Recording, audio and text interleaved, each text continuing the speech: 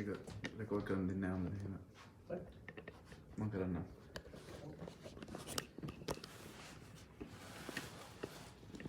Do you need more light? No.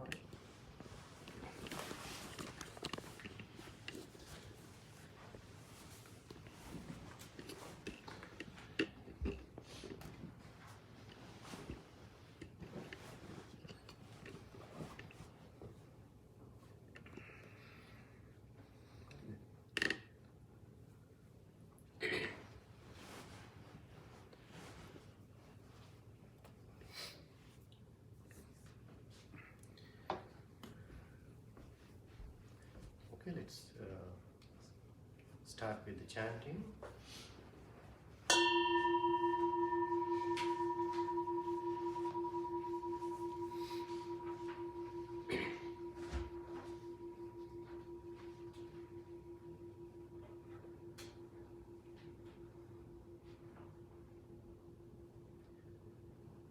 Namo tassa bhagavato arahato samma sambuddhassa. Namo tassa bhagavato arahato samma sambuddhassa. Namo tassa bhagavato arahato samma sambuddhassa. Buddham saranam gacchami, dhammam saranam gacchami, sangham saranam gacchami, dutiyampi buddham saranam gacchami, dutiyampi dhammam saranam gacchami, dutiyampi sangham saranam gacchami, tatiyampi buddham saranam gacchami, tatiyampi dhammam saranam gacchami, tatiyampi sangham saranam gacchami. Panatipata viramani sikkhapadam samadhiyami. Adinadana viramani sikkhapadam samadhiyami. Kamesu miccācara viramani sikkhapadam samadhiyami. Musāvādā viramani sikkhapadam samadhiyami. Surāmēraya majjapamā viramani sikkhapadam samadhiyami. Sadhu, sadhu, sadhu.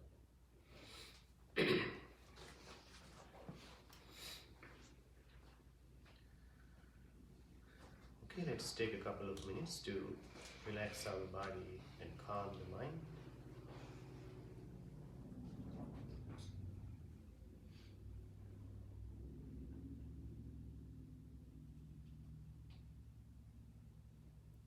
Understanding your sitting posture, the way you are seated, feeling your entire body with the mind.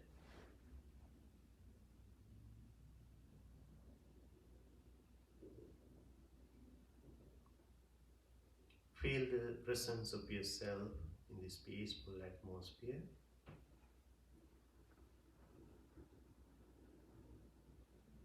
Feel the peacefulness, the silence around you.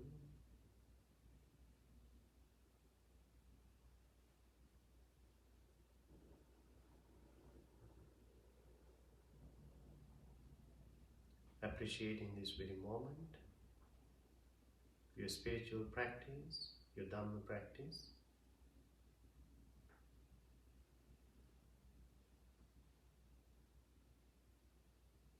Taking a few deep inhalations and exhalations, some long, mindful, gentle breaths, releasing any tension and negative energies from your body. Make yourself very comfortable and relaxed.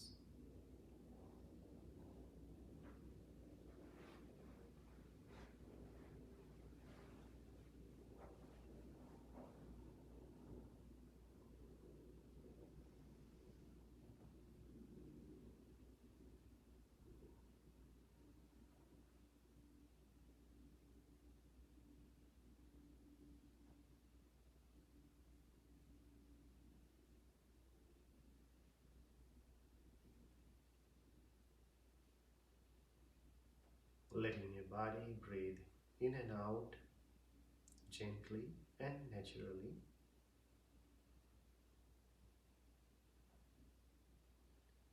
Experience each breath throughout the body, paying your mindful attention to each breath.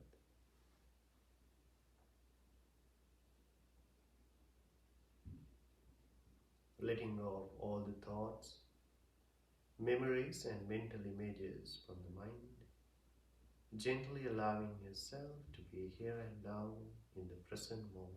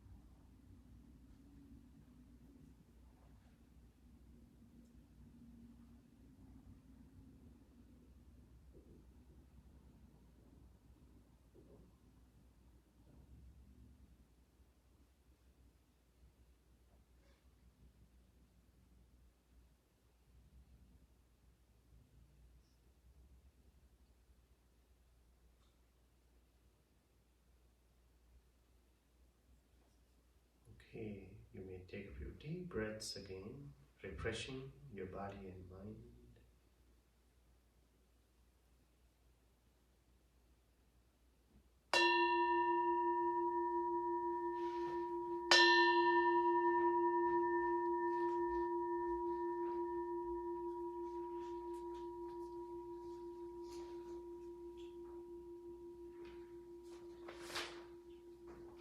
You may open your eyes. Sadhu, sadhu, sadhu.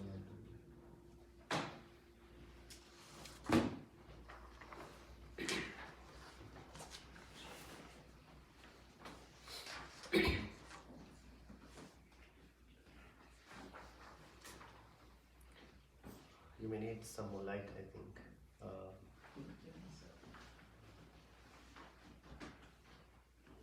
Yeah, that's fine. Thank you.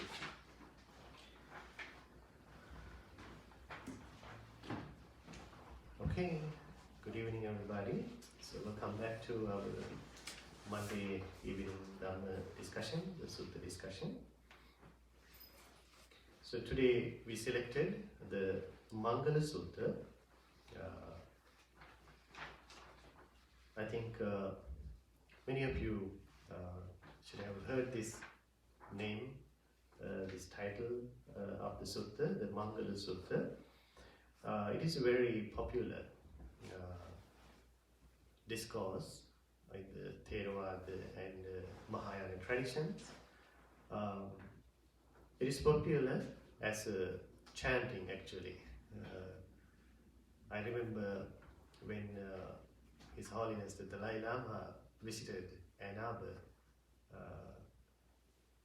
It was a huge assembly at University of Michigan. So we were on the stage, and His Holiness the Dalai Lama, pointing to me, asked, "Can you chant the Mangala Sutta?" So it was a wonderful moment, So I led the chanting in Pali.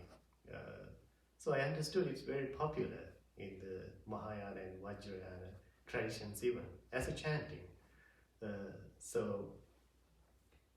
Even though we use it as a chanting for blessings, when we take a look at the details, the Dhamma is very practical.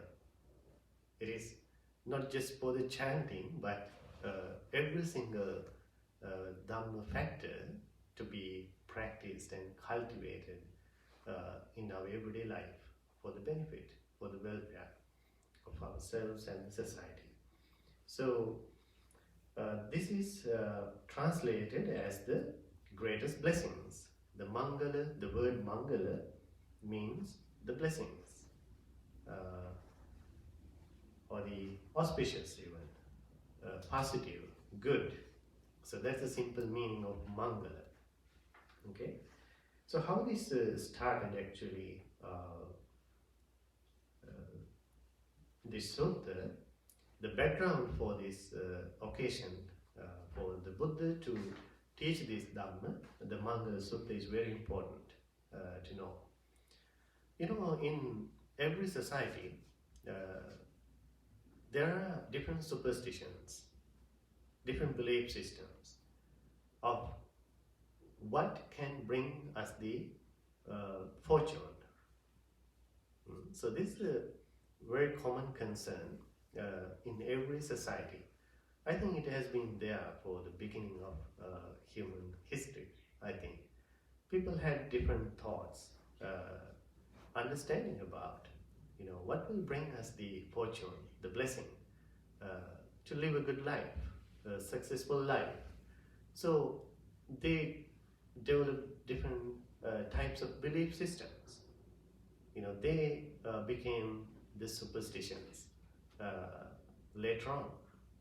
In every society, in every culture, every country, we find that kind of superstitions, different beliefs of what will bring us the fortune and the misfortune as well. So I think in American culture also there should be some superstitions, I know, right? To see a black cat, right? Even I heard to walk under the clothesline, right? So that kind of things are considered to be very negative signs. Even to have bad dreams, right? It will bring the misfortune or disaster or unhappiness in any way. So the positive side also is there, to see beautiful things, especially when you go out from your house. If you happen to see a positive sign, like flowers, or any auspicious thing, it will bring us the good thing, blessing, positive things. So even in Sri Lanka also we have different superstitions in our culture.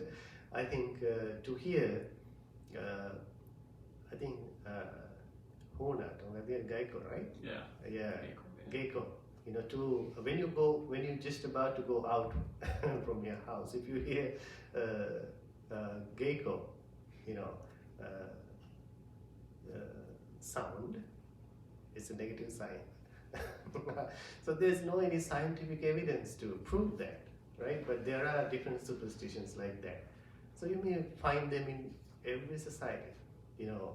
is a very huge system if you think about how they grew up, how they built up, how they came to existence, but how these things are even controlling the human behavior, how they think, how they behave. You know, people would get really devastated by one simple thing that they say, you know, early in the morning, maybe, you know, that much it is connected to human experience. It's there in every society. So, during the Buddha's time, it was the same concern. So, people are thinking about what will bring us the greatest blessing, the fortune. So, people had different thoughts, opinions, ideas. So, they debated on that. But they could not come to a conclusion. They had no clear understanding what exactly will bring them the fortune, the greatest blessing. So, it was going on in that society during the time of the Buddha, but they could not settle that. They could not come to a conclusion. So, according to the stories, it went even to the heaven. As they could not settle it, that argument went to the heavenly realm as well. So, the king of the heaven, the Sakra, heard about this debate, that they could not come to a conclusion of what will bring them the highest blessing, the greatest happiness or the fortune. So he thought, the king of the heaven thought, the Lord Buddha would be the better person to answer this question. So he sent one deity to the Buddha with the question. So this is how it started. This is how it came to the Buddha. Okay. So in the Buddha's daily routine, the midnight was completely dedicated to the divine beings. You know, Buddha slept only very short time at night. He was serving the world, human beings, divine beings, different beings at different times. So he dedicated the midnight for about 2 hours or so to address these years of these heavenly realms. So many deities, gods came to the Buddha with very interesting questions and to learn from the Buddha. So this is when that particular deity approached the Buddha with this important question. Came from the human society first and went even to the heavenly realm, heavenly world. So this is how it starts. Thus have I heard. On one occasion, the Exalted One was dwelling at Anathapindika's monastery in Jeta's grove near Savatthi. Now, when the night was far spent, a certain deity whose surpassing splendor illuminated the entire Jeta grove came to the presence of the Exalted One and, drawing near, respectfully saluted him and stood at one side. Standing thus, he addressed the Exalted One in words. So this is how commonly we see in many discourses how these different deities approach the Buddha at midnight, illuminating the entire area with the divine aura, their divine light, their divine powers. So this particular deity approached the Buddha and saluted him, venerated him, and sitting at one side, he addressed the Buddha. Many deities and men, yearning after good, have pondered on blessings. Pray, pray, tell me the greatest blessings. So he, this deity, presented the question. How this question started from the human society, and both human beings and gods are pondering about the blessings. And please tell me, please teach me what will bring us the greatest blessings. So Buddha started directly. So this is how the Mangala Sutta is unfolding. Not to associate with the foolish, but to associate with the wise, and to honor those who are worthy of honor. This is the greatest blessing.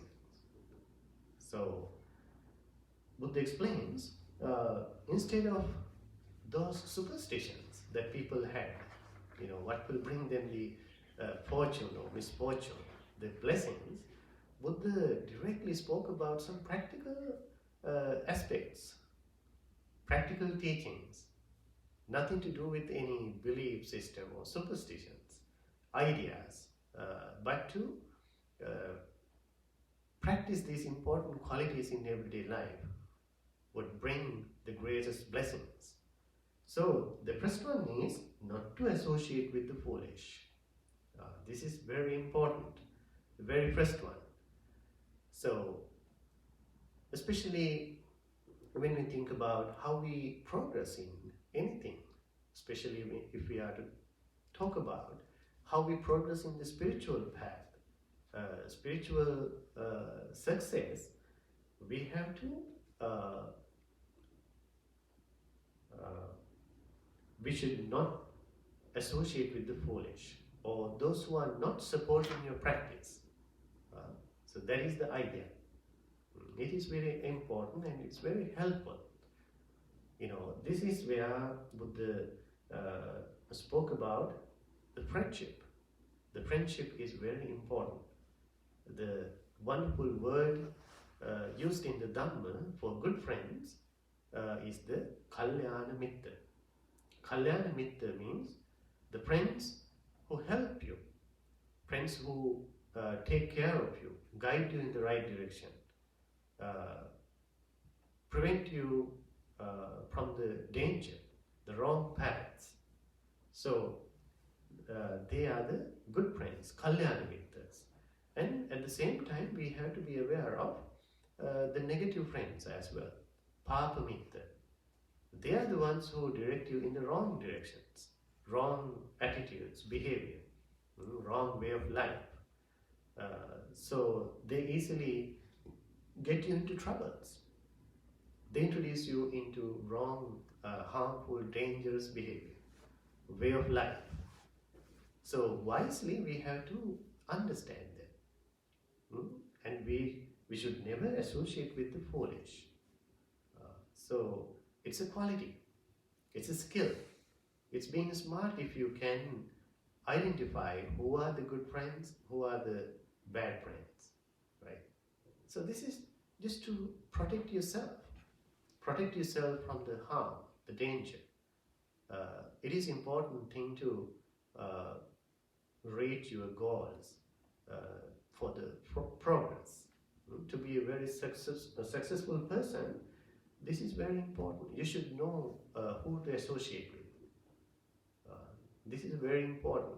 This is why Buddha spoke about this in the very beginning. Because your entire path, your entire life can be totally different depending on who you are associating with. Right?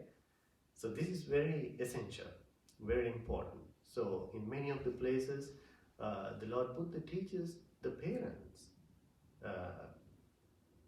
how to guide their children to have good friends and not to let them associate with bad friends, negative friends. Because early ages are very important. That's where the real foundation for life is maintained. So therefore, if they associate with negative, bad friends, that will affect their entire life. So therefore, one of the duties of parents to get their children associate with the good friends and avoid the bad company. So it's a Mangala factor, a greatest blessing not to associate with the foolish and to associate with the wise. So it's very a big problem and full of stress and anxieties, if you think about it, to live with foolish people. I mean, we should not discriminate them, but when you identify, when you understand these characteristics of different individuals, if they are not smart, if they do not know how to do things, how to behave, what is good and bad, they have no any respect, they don't know any manners. So that kind of people, if you happen to associate with, it's not going to be a comfortable life. It can be really stressful if you happen to live with them. So therefore, selecting the proper friends to associate is an art. It's a very special skill, you know. So that is why it comes first in the Mangala Sutta. And to honor those who are worthy of honor. And that is also a very important blessing, to pay respect, gratitude, to pay our honor to those who are worthy of honor. So in our life, there are individuals, people, characters like that. So especially in the Buddha's teachings, it is always respected and praised to respect our adults, especially our parents, our teachers, our grandparents, and the spiritual people. So people like that. So we have to be humbly pay our respect and honor to those who are worthy of having our honor. That is also very important as a blessing. When you do that, when you practice that, you receive the blessings from them. When you respect others, when you pay your honor to especially the spiritual people, it is a way of receiving the blessings. Especially in the Buddhist tradition, Buddhist culture, we have this important tradition of bowing down in front of the Buddha, in front of the Sangha, the monks and nuns, or to our spiritual teachers. So it's a way of practicing our humbleness. Sometimes in the Western societies, people don't get that.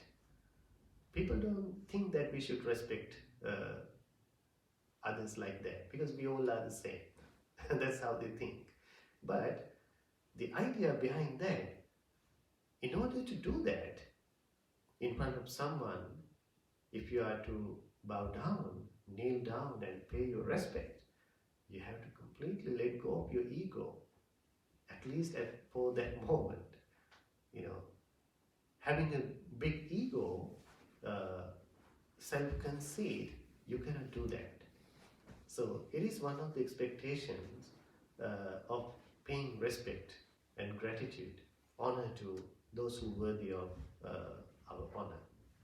Okay, so that is also bring us the greatest blessing. Okay, and then it continues to reside in a suitable locality. This is also very important. To live in a suitable locality, suitable area, suitable place, maybe suitable neighborhood, that really affects our life, our physical and mental well-being. So how do we select that? Sometimes we do not have much control over that, right? But if we can, we have to look for a suitable locality. So it can be different from person to person, individual to individual, depending on what they appreciate in their life, what they are looking for in their life, and what they enjoy in their life, right? That's how people select where they live, the area. So when we think about the spiritual practice, Dhamma practice, it is always considered to be a greatest blessing to live in an area that you can have easy access to the Dhamma, easy access to spiritual communities, people, is a great blessing. It's a huge support for your spiritual progress. So there are many people in the world, those who have no opportunity to listen to the Dhamma, listen to the teachings of the Buddha or any spiritual values. No proper education, so no enough facilities, having no enough food, water, medical needs, good education, things like that. So life is not going to be easy that way. So depending on many circumstances, they happen to us, right? Maybe because of our own karmas, or maybe because of our choices that we make in our life, right? So we happen to choose certain places, certain areas to live. So that really affects our life, our physical, mental and spiritual well-being. I remember one day when I went to the post office here, a young boy just came to me anxiously. He was so uncomfortable, restless. I could see that he was breathing so heavily. He couldn't even talk to me properly. He was so anxious. I asked, what's going on? Why you look so anxious? He said, you know what? I'm so happy. I'm so happy today. I'm a Buddhist. He was an American boy, young boy. He said, I'm a Buddhist. I have been practicing Buddhism for 15 years. And today is the day I see a real monk. He was so happy to see me. So can you imagine, people practice the Dhamma but having no any opportunity to talk to, share what they appreciate, share what they practice. If they have any question, there's no one to ask. So there are people like that, right? So it is so fortunate to live in an area, place that you have this access, a place to practice, a place to learn, place to discuss the Dhamma like this, to have this learning opportunity is a great blessing. So this is what exactly Buddha means by that, to reside in a suitable locality. It's very important. It can bring us the greatest blessing, among many other factors. And the next, to have done meritorious actions in the past. How about that?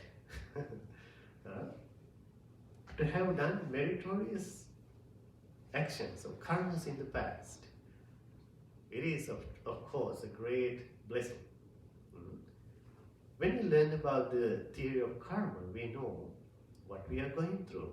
What is happening to us is a result of our own karmas that we committed in the past. Maybe this life, or maybe in our previous lives. So this is what we are benefiting from, positive or negative. So therefore, if we have done many good karmas in the past, of course it's going to be a great blessing. It's a kind of a treasure for you, but we don't have any control over that, right? We don't know what we have done in our past lives. If we have done good karmas or bad karmas, we have no way to see. But if you can find yourself, your present experience, present life, if it is positive, if there's no danger, no difficulties, no problems, everything seems to be okay, right? So you can assume that you have done a lot of good karmas, of course. So that is the result of our own karmas. But we do not have control over that. That means we cannot change the past, what we have done, what we have committed. But if you happen to perform a lot of good karmas, you are going to be very well off. You're going to be very fortunate. Things are going to be very easy for you, right? But as human beings, we always commit both positive and negative karmas. So we are the products of our own karmas.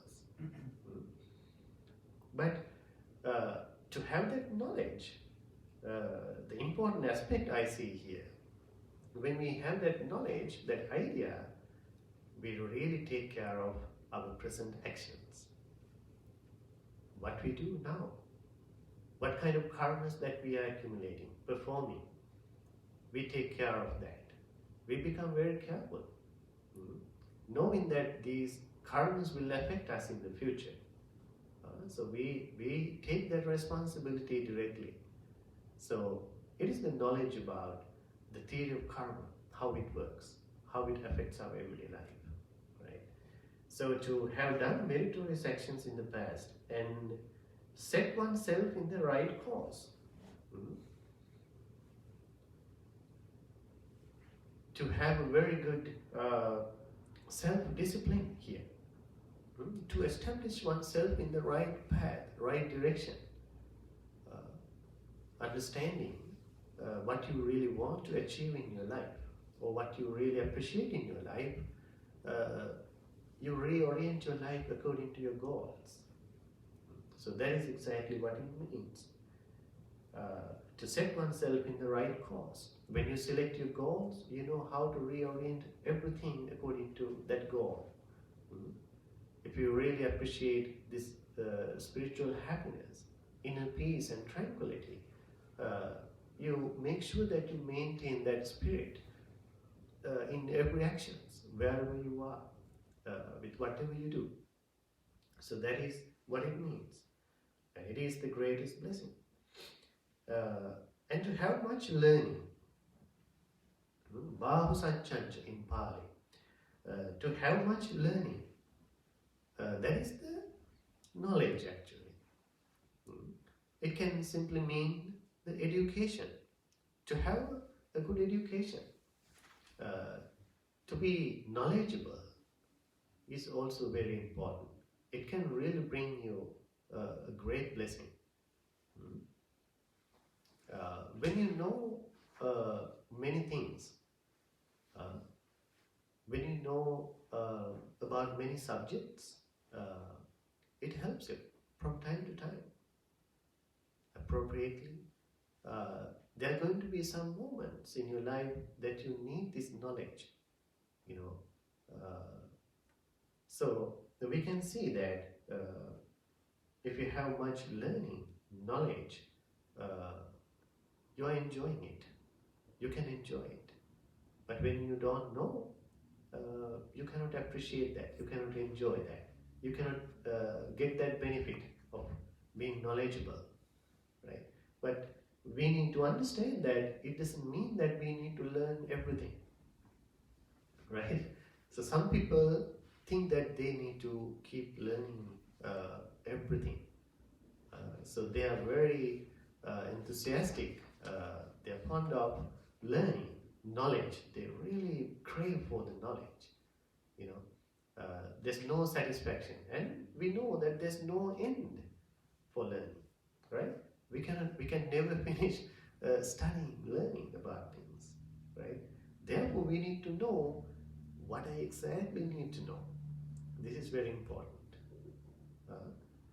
What knowledge, what subjective knowledge, what subject knowledges I need to live a comfortable life, happy life, peaceful life, So for that, you should select what kind of things you need to know, what kind of subjects you need to study, you need to be knowledgeable.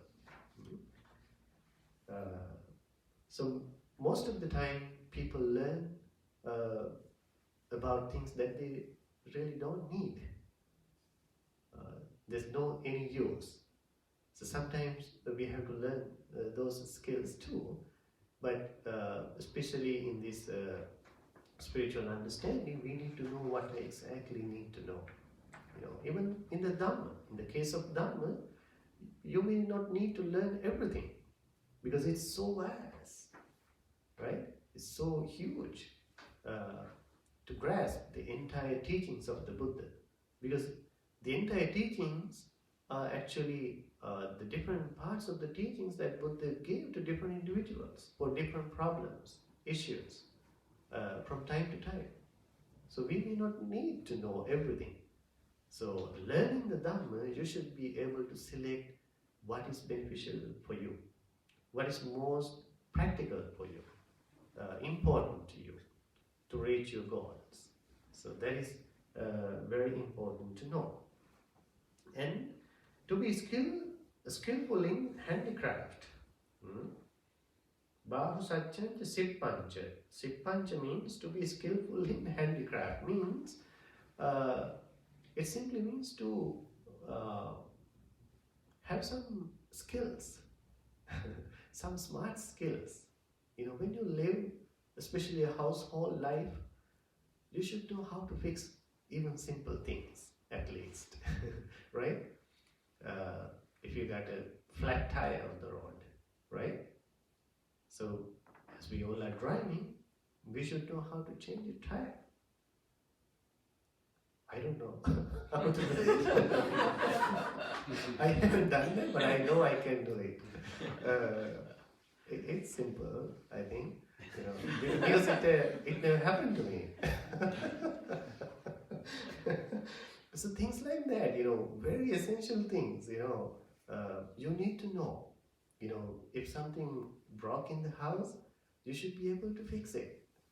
In the Dhamma school yesterday, I taught that to kids, when I spoke about taking responsibilities, how to be a responsible person, how to be responsible at home. This is something I brought up. If you see something broke, you need to fix it. It's your responsibility at home, right? If you just let it be like that, you are not being responsible for where you are. So you need to be responsible for where you are, right? So like that, we need to be able to have some skills. It makes your life so easy, less complicated. Otherwise, always you have to go to someone else looking for help, right? And of course, it's very expensive here, right? So it's a very smart skill. In my case, I have seen, if I see one time somebody is fixing something, next time I can do it. So we have to be able to learn these skills, like simple things, handy skills is very helpful. So there are people like that, they are very smart, they can fix anything. They are very knowledgeable and they have that experience. So life can be very easy, comfortable if you have that skill, So we have people among us, in our society, in our families, like Pujita is the one who fixes things in the temple, mostly. So we appreciate that. So it can bring you the blessing, especially as I mentioned, in the middle of the road, you never know where you are going to end up, right? Having a flat tire. So you need to learn the most important skills, at least simple skills. It will bring you the blessing. And well trained in discipline. To be well trained in discipline. So there's no doubt it will definitely bring you the greatest fortune, the greatest blessing. So discipline is a very important part of the spiritual practice, the sila. This is where we talk about the sila practice. That is to have some self-discipline. Self-discipline can directly mean to have some control over our emotions. When we observe our behavior, our daily activities, we can see how people are reacting to these negative emotions, expressing these negative emotions through their words, through their actions. So see the practice, the virtue or the discipline directly addressing that level of the mental impurities, which is the most superficial level of our negative emotions, which is the expressive level of our emotions. Knowing the danger, knowing the harm, how distractive, disturbing these behaviors are, we practice this self-discipline. We do not express these negative emotions. So that is the well-trained in discipline. It will protect you. It will protect you from the danger, from harm. If you simply think about the 5 precepts, you don't need to think more. 5 precepts are very important.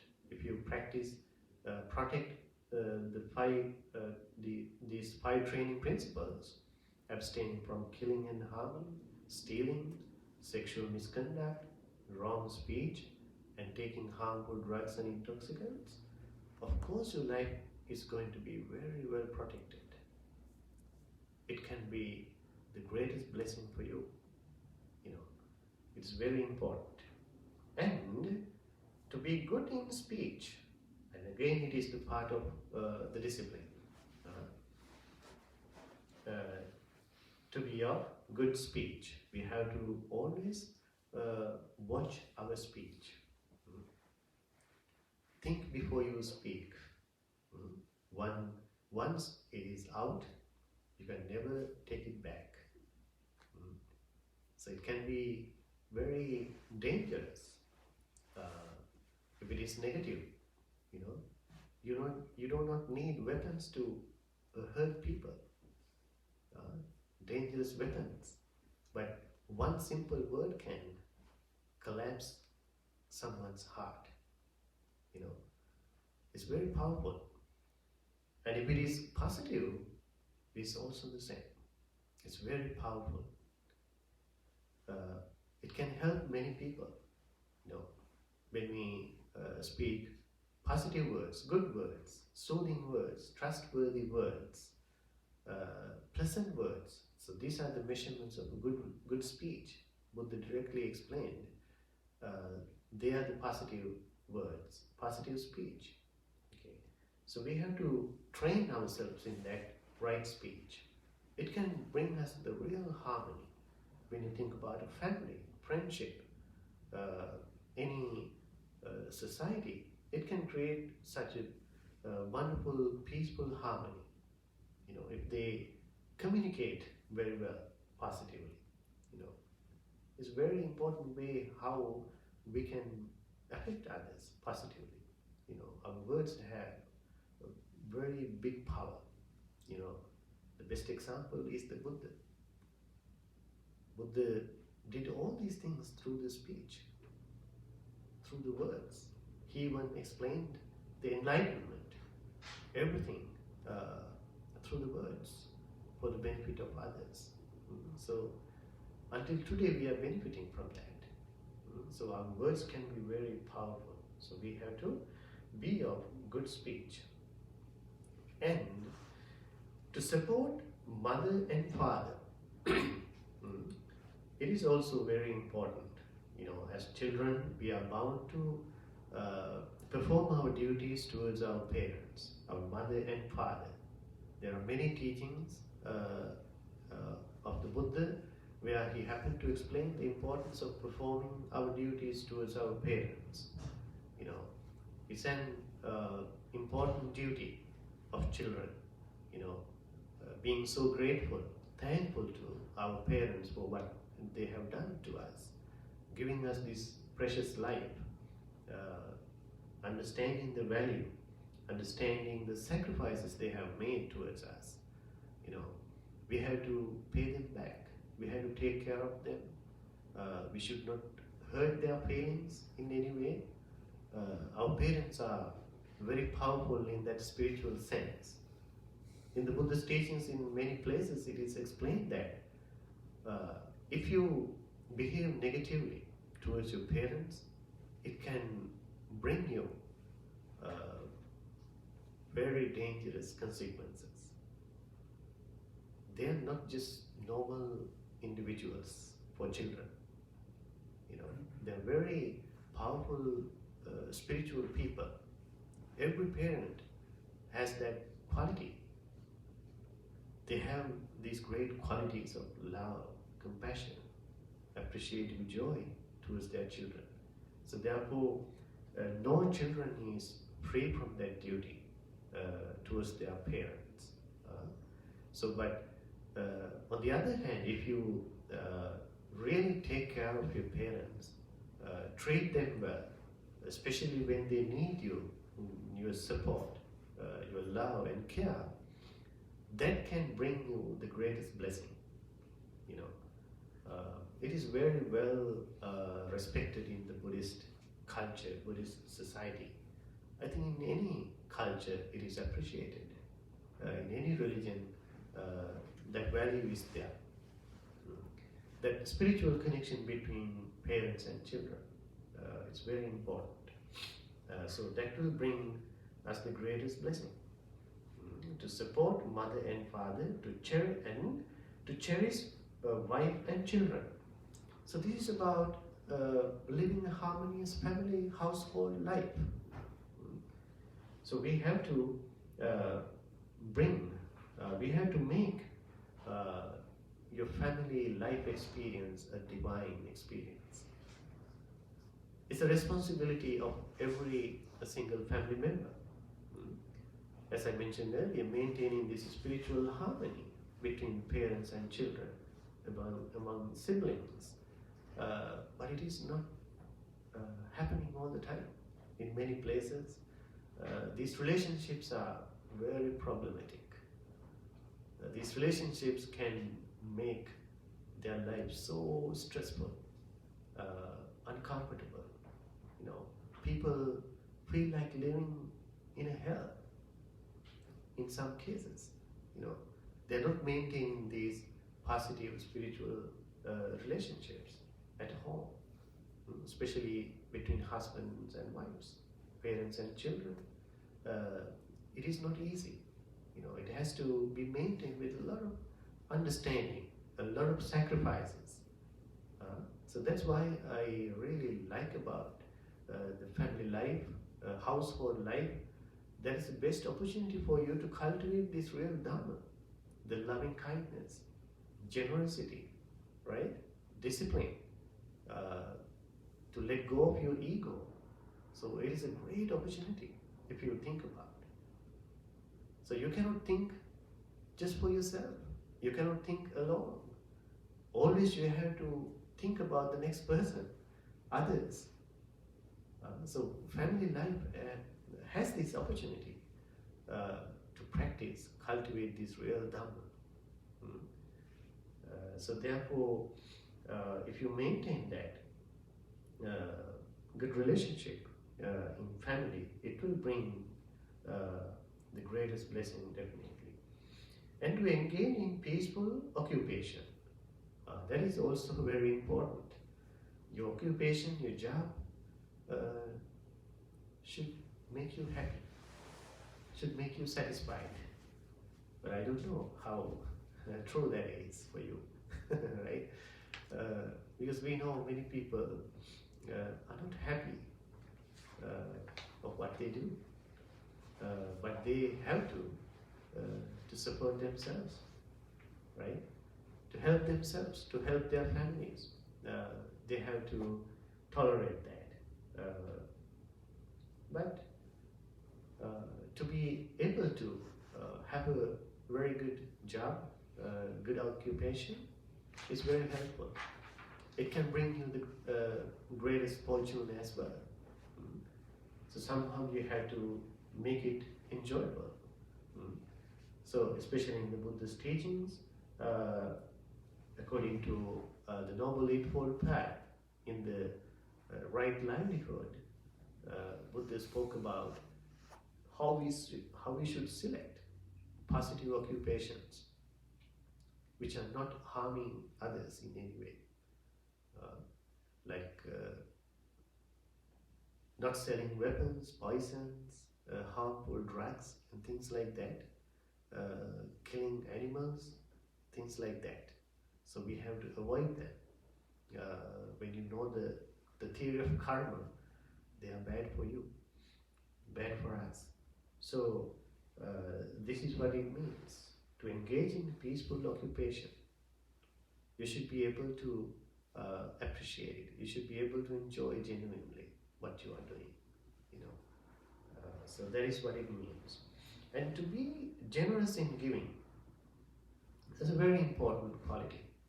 Generosity. It's one of the greatest spiritual qualities that is appreciated in the Buddha's teachings, and in any culture, in any religion also, generosity is appreciated. And they consider that to be able to bring such a harmony into society, not to be greedy for things, just to keep everything for yourself, but to share them with others.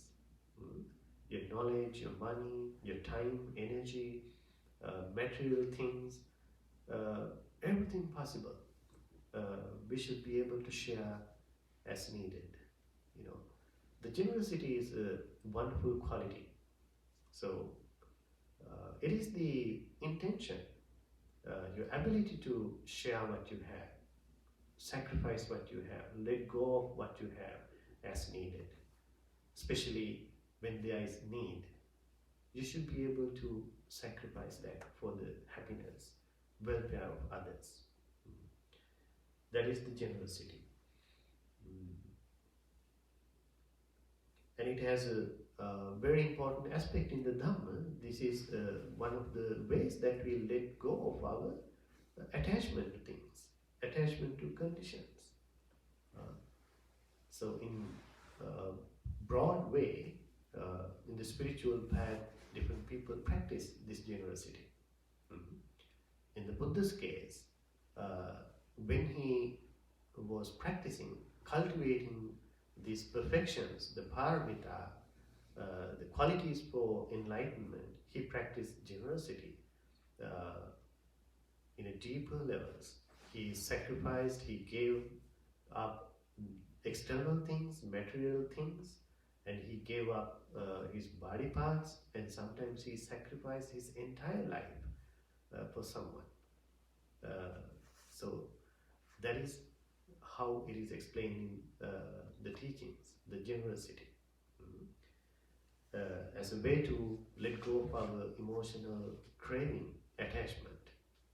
And at the same time, it will bring such a harmony into society. Therefore, generosity is very important. It will bring you a great fortune. Of course, according to the theory of karma, what you are having, what you are benefiting, enjoying, is a result of your giving. You know, so this is how it is explained. And to be righteous in conduct, the right livelihood, you know, is also bring you the greatest blessing. To be righteous in conduct, blameless life. When you think about your life, you should be able to appreciate it genuinely. You know, if you can think that way, it will be a great satisfaction for you, that there is no harm from me to any living being, anyone. You know, it's a great satisfaction. You know, when you think about your life, I'm living a very good life, positive life, spiritual life. It's a great happiness in this world. So that happiness is very rare. You know, it's very hard to gain.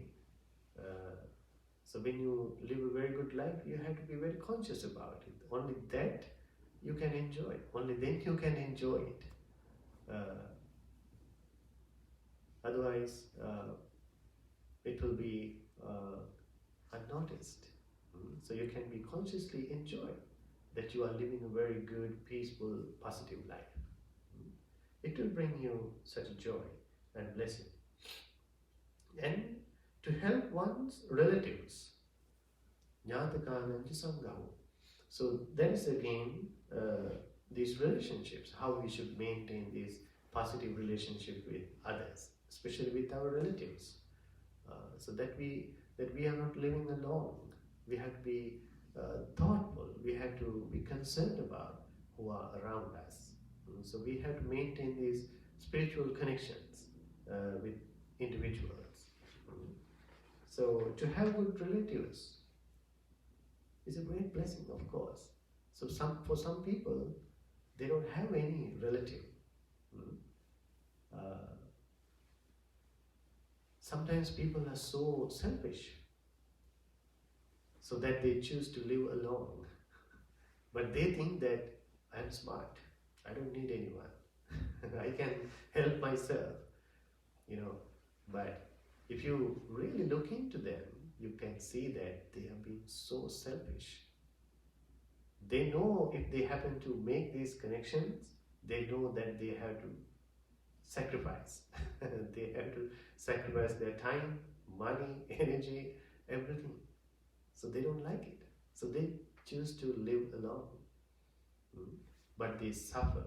And sometimes most of these people hate others. So as I mentioned earlier, to be able to live in harmony with others is an art. It's a very special quality. It's being so smart if you can have good friends, relatives around you. Life can be so happy, so peaceful, especially when things happen, it's always helpful. So that's what Buddha mentions here, to help one's relatives and to be blameless in action. Again, in all actions, we have to watch. We have to make sure our actions are blameless, right, according to the Buddha's teachings to Venerable Rahula. He was 7 years old. One day, Buddha visited his kuti, his room, and gave this important, simple teaching to this young monk, Rahula. He asked this question: what is the use of a mirror? What is the use of a mirror? So he answered, Bhante, the mirror is for examining. People use mirror to examine. They do makeups, they correct themselves, looking in the mirror. So Buddha said, similarly, Rahula, you should use the Dhamma as a mirror. And you should watch all, or you should examine all your actions, physical, verbal, and mental actions, before you act, before you perform them. Reflect on the Dhamma before you act. And if you happen to realize, understand, once these actions are performed, if they bring me the harm, and if it will bring the harm to others, danger to me and others, you should avoid that. You should not do that. You should not commit that. And if you are to understand, observe, when it is performed, the consequence is positive, good for you, good for others, that is good action. You should perform that. So that is the blameless actions. So this is very important to keep in mind, how we should watch our actions before we act on them, especially with our emotions. We should rationalize them. We should have some control, some guidance towards them. So they will bring us the great happiness and blessings. And to dislike more evil and abstain from it. That means not to do evil actions, not to commit evil actions, negative actions. So it should be an attitude. So Buddha spoke about that a special quality of having shame and fear, lajja baya, hiriyottappa in Pali. These two qualities are very important to guide you in that direction, to avoid negative actions, bad actions.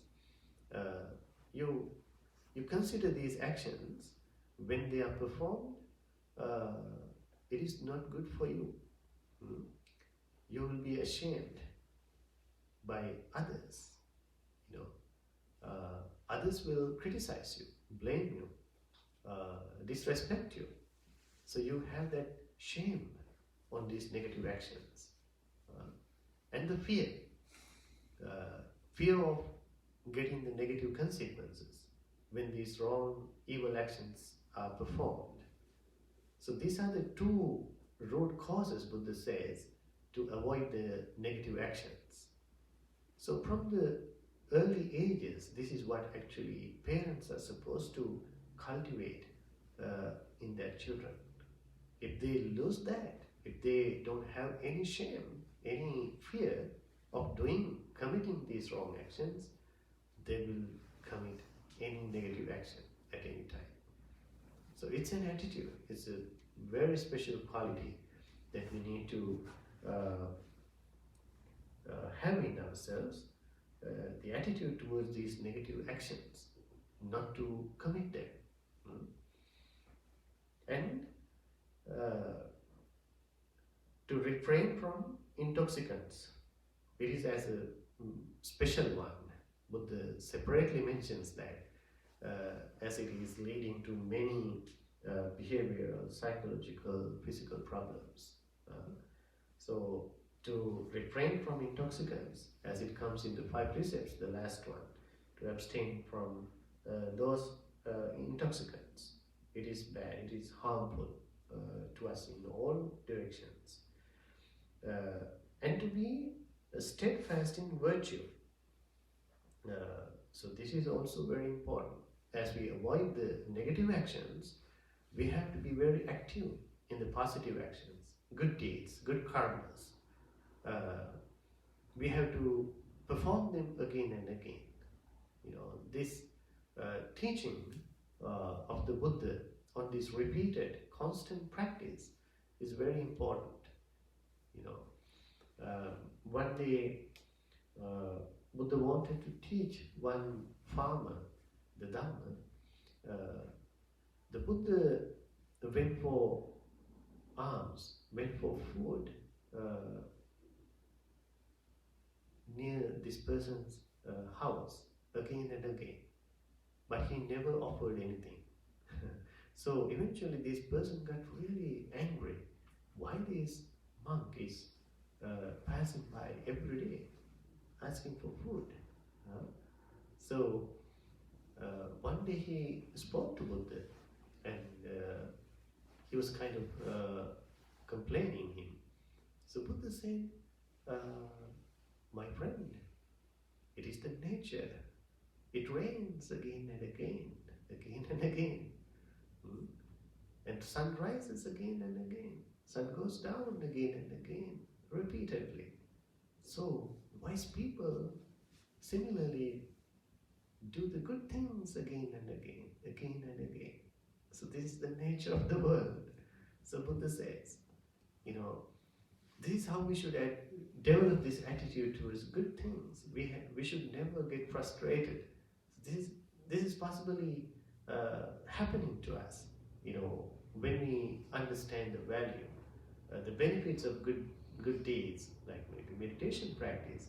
After some time, you really don't have enough motivation to move forward. You get discouraged by different problems, issues, reasons.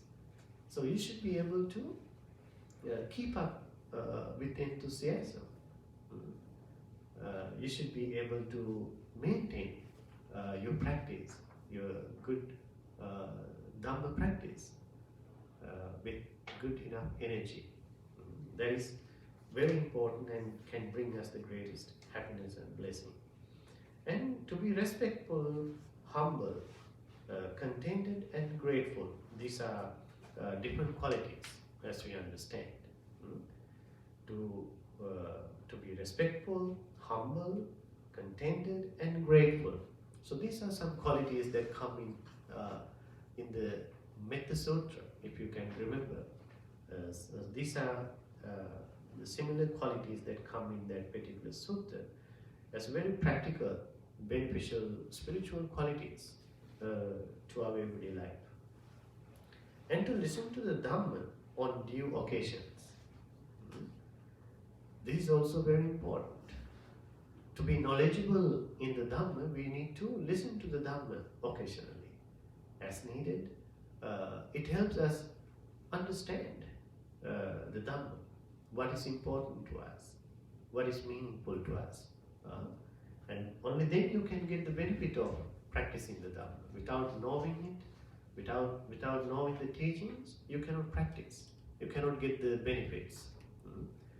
Therefore, to listen to the Dhamma is a great blessing. Great blessing.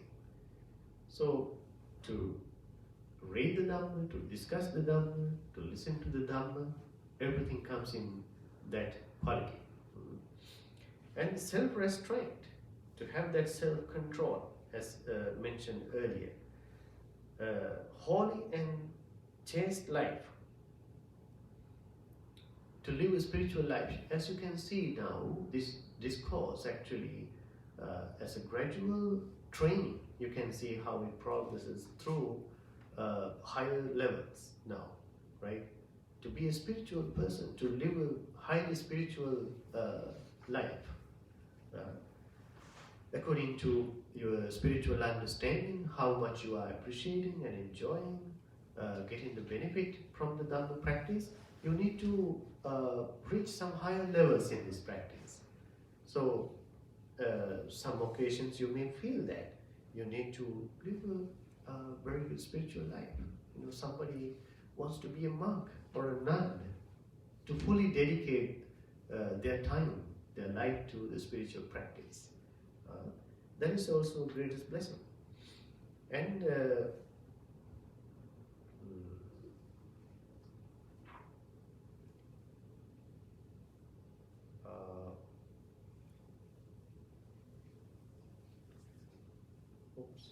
we missed one, right? To be patient and obedient. To be patient and obedient. And to associate with monks and to have religious discussions on due occasions. So, as well as the listening to the Dhamma, we need to discuss on the Dhamma. You know, to let go of any confusions, right? Some misunderstanding. You know, if we just listen to the Dhamma and analyze it just according to your knowledge, sometimes people misunderstand. Sometimes you misinterpret the Dhamma. So therefore, it is very appropriate, very important that you discuss the Dhamma with others. Share what you understand. Share what you appreciate in the Dhamma with others. So it helps you become enlightened in these teachings, to let go of these confusions and misunderstandings. That is very important.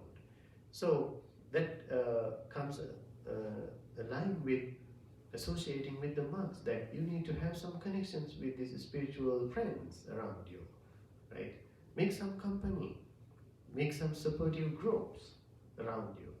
So to have someone to talk to as needed, you know, is very important. That can bring you a great blessing. And the perception of the noble truths. So this is again how this practice, this path progresses through towards the realization of the ultimate truth, the Four Noble Truth. The suffering, the cause of suffering, which is the craving, the emotional attachment to conditions, and if we can let go of that craving and emotional attachment, how we can be at peace and harmony, and how to get there is the Noble Eightfold Path, to cultivate that path. So that is the Four Noble Truth. To be knowledgeable and to realize it through the practice as the ultimate goal of the Buddha's teachings, it will also bring us the greatest blessing. A mind unruffled by the vagaries of fortune, from sorrow freed, from defilement cleansed, from fear liberated. This is the greatest blessing. So this is very important actually, that part. This is where Buddha teaches to have a very balanced mind, especially not to get caught up by the differences in life. As we all are subject to go through different experiences. In Sinhala we call the Atalo Dhamma, 8 inevitable life conditions. Everybody has to go through these conditions. Even the Buddha, the Jesus, every human, they have to go through these different conditions in life, like gain and loss, fame and ill fame, praise and blame, happiness and suffering. So these are some inevitable conditions that everybody has to go through.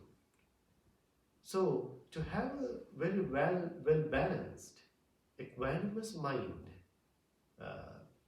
is really appreciated, and it is one of the goals of the practicing of Dhamma. So that can really come to us through the real understanding of the truth. As we cultivate these necessary Dhamma, these spiritual virtues, as you can see right from the beginning, every condition, every factor counts there, helpful to us to get to that level. Not to get controlled by these worldly conditions. That will bring us the greatest blessing.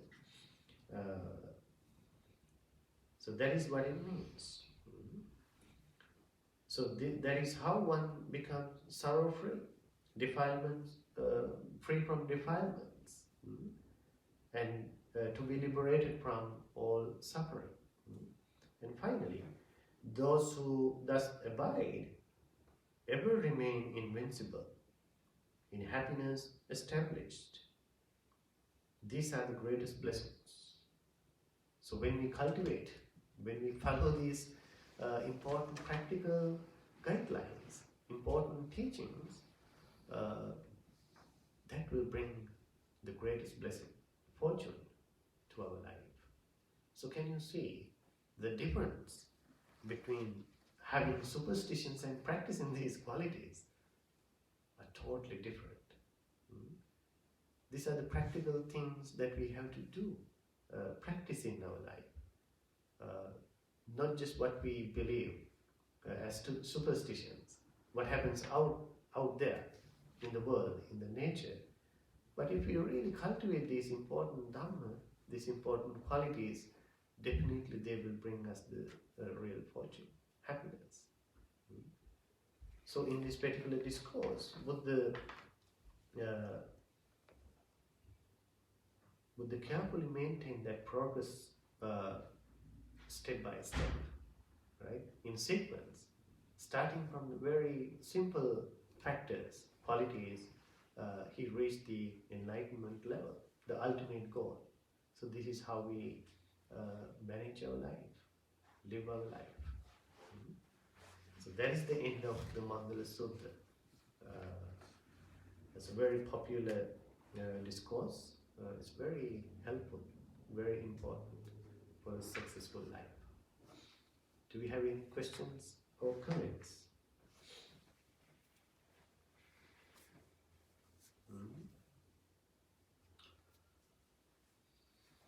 I have a question. Yes. So,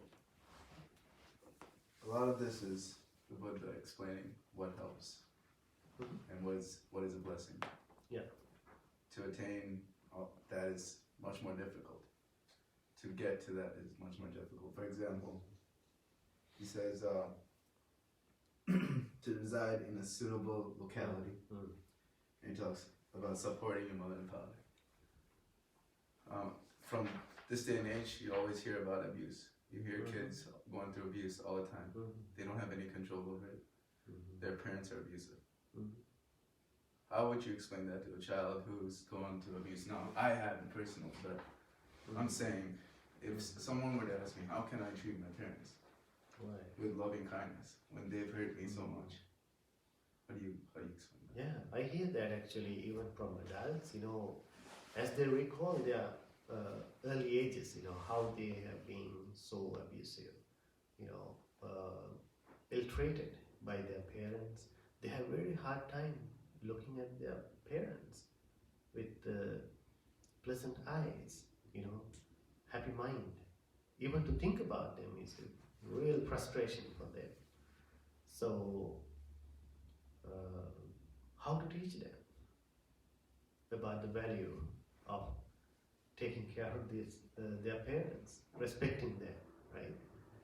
So still, we have to explain them, it is so complicated, as we know, how the society is functioning, how these relationships are maintained right from the beginning. It's a huge responsibility, not only for one person. As a society, we can see how everybody is influenced by these conditions around us, and the drugs being the most common problem in families, because of that addiction to drugs and harmful substances. Actually, this is how this problem starts, as they explain. They come home like this and they fight each other and they abuse their children in different ways. So these root causes are actually very powerful, how much control we have over these things.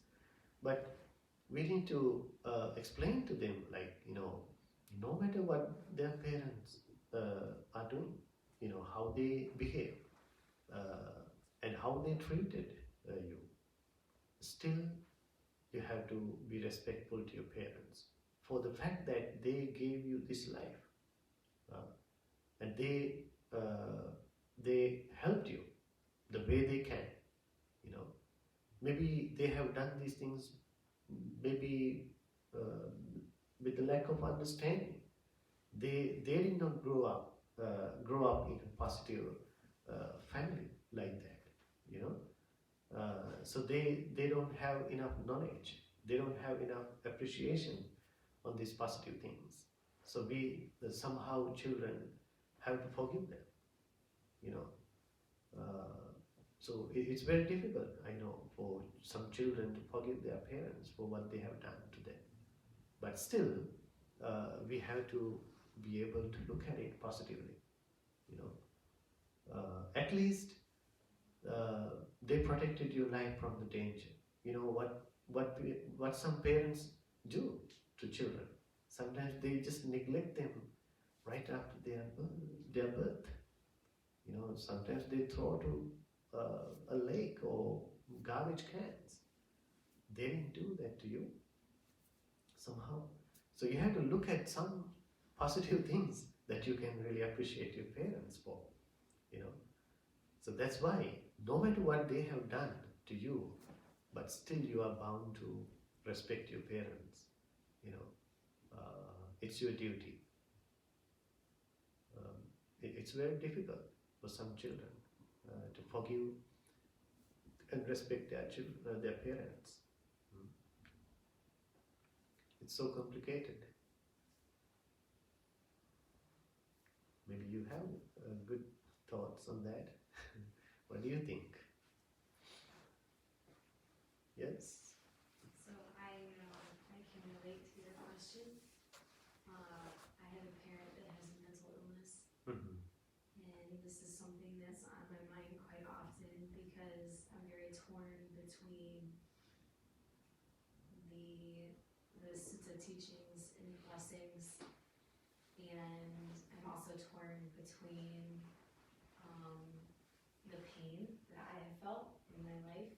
And I think the older that I've gotten and the more that I've considered it and the more that I think of it, I think forgiveness is something that's really drawn me forward with it, but also because I struggle between boundaries for myself and keeping myself safeguarded against my parents' wrongdoings, but I also have to walk this fine line of understanding and forgiving where this person's coming from. And so I think the way that I find a balance is to forgive, but in the way that I give back is by,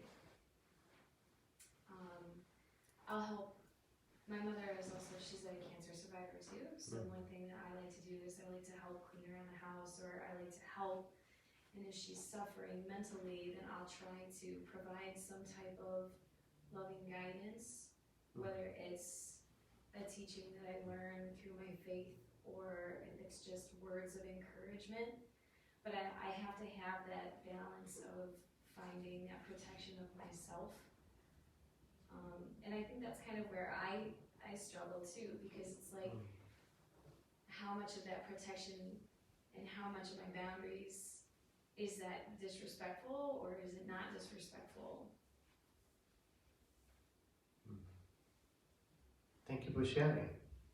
Yeah.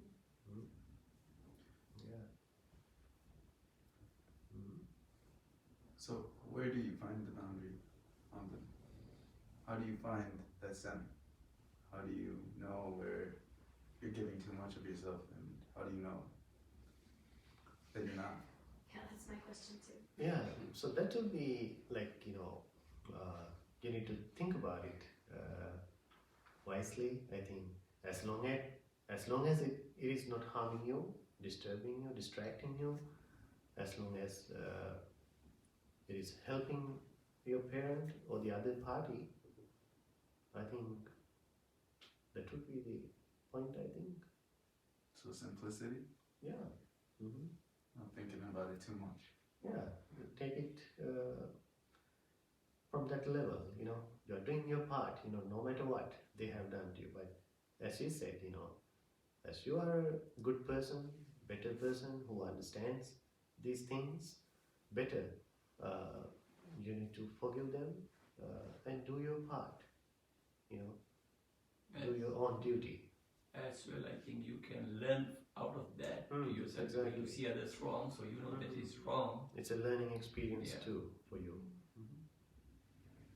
I don't know if you said simplicity, but I like that too, because I go in with the intention of kindness and providing, and I struggle with this because I always feel I pay close attention to how I'm feeling. So if I'm starting to feel worn down, and if I'm starting, and it's short, it's like an hour, and if I'm starting to feel run down, then that's when I say, I wish you a pleasant evening, and I take off. And I guess that's kind of my thing, is like, if I'm only giving an hour of my time before I'm starting to feel torn or worn down,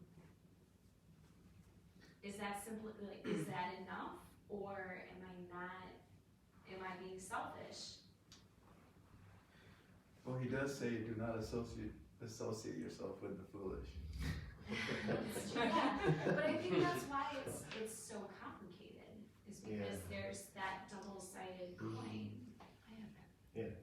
So I've been reading Thich Nhat Hanh, and he says that, we're on a journey, so we don't know why we're here and why we're suffering this, but it's part of the journey, and that's part of her journey, or their journey. And imagine them maybe as a 5-year-old child to help facilitate your forgiveness, but also sometimes we just have to suffer our circumstances while we do the right thing. Right. Yeah. And kind of the, without being stuck, sometimes we get stuck in our, kind of misery, I guess. And if we can kind of zoom out a little bit and go back to the, the Dalai Lama calls it the subtle self, and just kind of zoom out a little bit and think of what this is going to mean in 100 years, 300 years. Yeah. And it kind of lessens the grief of it, I guess. Right. So we need to apply some wisdom, some understanding, broad thinking there, right? So still appreciating what you are doing, within your capacities, as I mentioned earlier, knowing that boundaries, not to get hurt or not to get harmed, knowing that boundary, that limit probably would be enough, not to make that too much complicated, Yeah, so you are doing the much you can, Yeah. Anything else?